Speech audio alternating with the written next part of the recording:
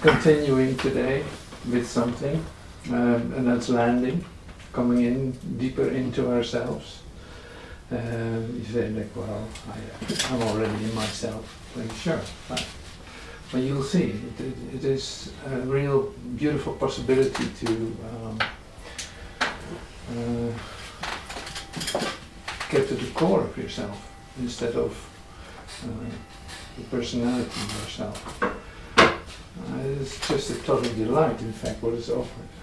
And the total delight of relinquishment, the total delight of being burned up by just allowing that to occur. And like it takes time to get there. It takes time to really, really sink into that. So this is, we have 2 days for that. I told John already, like we have 2 days to come into ourselves here. 1 day to be ourselves, and then 1 day to let that all go too, again. To leave that.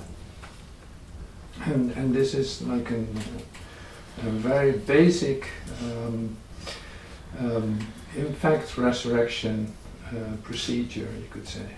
So it's like you first have to be somewhere, and crucified, whatever, but then there's a moment where you're in the tomb. Well, we know this very well. And then there's a moment that you're, in fact, resurrecting. And that one that is in the tomb can always stay there. It doesn't really matter what happens with it. It was nothing to begin with.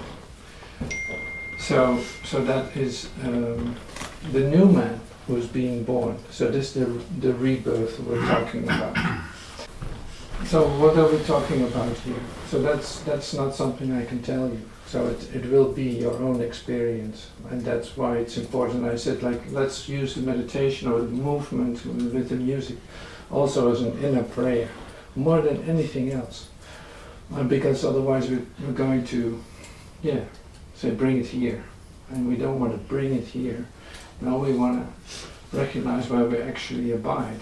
And that's an unpopular action, you could say, for anyone who wants to be someone, because you gotta get rid of that. It is not useful in the whole procedure to, in fact, open your consciousness for the totality of you. You don't need any additives or substitutes. And that's amazing. So the substitutes will fall away because they don't have any source anyway. And there might be some pain connected to it for letting it go or reconsidering the whole setup. But it is just a delight to see it being released for you. Or, you in fact say yes to that. So yes, I want that. And that's the only requirement for that to occur. But it's one that is continuous, so you have to, in fact, come back to that all the time. No. Now, I picked up some things, and don't take it personal, I just use it as ways for expressing myself. It's like now we land here, we come here, we experience something else. Now what does the human mind do with that?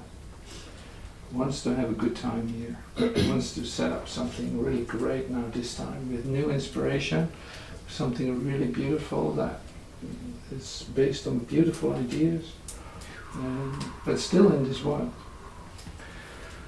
Like, even like there was an example of an eco-village or a sustainable way of living. It's like, even though the idea is, great, but there's only one thing. Still, say you invest in the temporal, and you invest in a place that has nothing to do with, in fact, with oneness. It is the place where you realize, and this is your new discovered freedom. It's like you realize that you're not of this world. So any attempt to establish myself as something, someone with great ideas, even on this planet, so to speak, is still thinking that I'm of this world. And I've seen people being like really successful in doing that with so much spiritual light, you could say, establishing all kinds of things on this planet to make the planet better or to facilitate something absolutely wonderful. But it has nothing to do with realization of oneness, because it simply does not take place here. There's no such place as this.